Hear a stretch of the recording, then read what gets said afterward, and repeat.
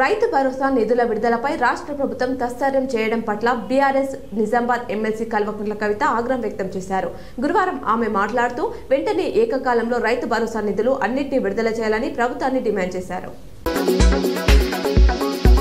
రంజాన్ నేపథ్యంలో అర్ధరాత్రి దుకాణాలు తెరవడానికి అనుమతించాలని కోరుతూ ఎంఐఎం నాయకులు గురువారం నిజామాబాద్ ఇన్ఛార్జ్ సిపి సింధు శర్మకు వినతి పత్రం అందజేశారు. ఈ నెల 13, 14 తేదీల్లో షబ్ హే భరత్ రంజాన్ మాసం సందర్భంగా అహ్మదీ బజార్, గాంధీ చౌక్, నెహ్రూ పార్క్, కిల్లా రోడ్, బోధన్ చౌక్ ప్రాంతాల్లో అర్ధరాత్రి దుకాణాలు నిర్వహించుకోవడానికి అనుమతించాలని కోరారు.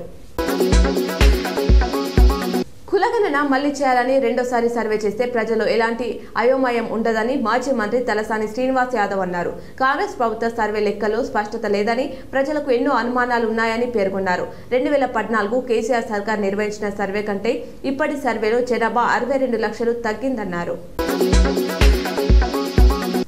బైక్ చోరీకి పాల్పడ్డ నిందితుడిని అరెస్ట్ చేసి రిమాండ్కు తరలించినట్లు డిచ్పల్లి సీఐ మల్లేష్ జగన్పల్లి ఎస్ఐ తిరుపతి తెలిపారు.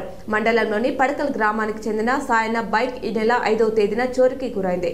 బాధితుడు ఫిర్యాదుతో కేసు నమోదు చేసి దర్యాప్తు చేపట్టగా మనోహరాబాద్లో రాకేష్ వద్ద గుర్తించి అదుపులోకి తీసుకున్నారు. మెదక్, నిజామాబాద్, ఆదిలాబాద్, కరీంనగర్ పట్టాభద్రుల ఎమ్మెల్సీ అభ్యర్థిగా అశోక్ గౌడ్ గురువారం నామినేషన్ వేశారు. కరీంనగర్ కలెక్టర్ కార్యాలయంలో రిటర్నింగ్ ఆఫీసర్ పమేలా సత్పతి చాంబలో నామినేషన్ పత్రాలు అందజేశారు. రేవంత్ సర్కార్ నిర్లక్ష్యం పాలమూరుకు శాపమని నిజామాబాద్ ఎమ్మెల్సీ కల్వకుంట్ల కవిత ఎక్స్లో ఆరోపించారు. 14 నెలలుగా పాలమూరు ఎత్తిపోతలను రేవంత్ సర్కార్ కోల్డ్ స్టోరేజ్ లో పెట్టిందని, ప్రాజెక్టుకు అనుమతులు సాధనను గాలి కదిలేసిందన్నారు. కేసీఆర్ హయాంలో సాధించిన పర్యావరణ అనుమతులను న్యాయ వివాదాల సుడి నుంచి బయటకు తేలేకపోయిందని విమర్శించారు.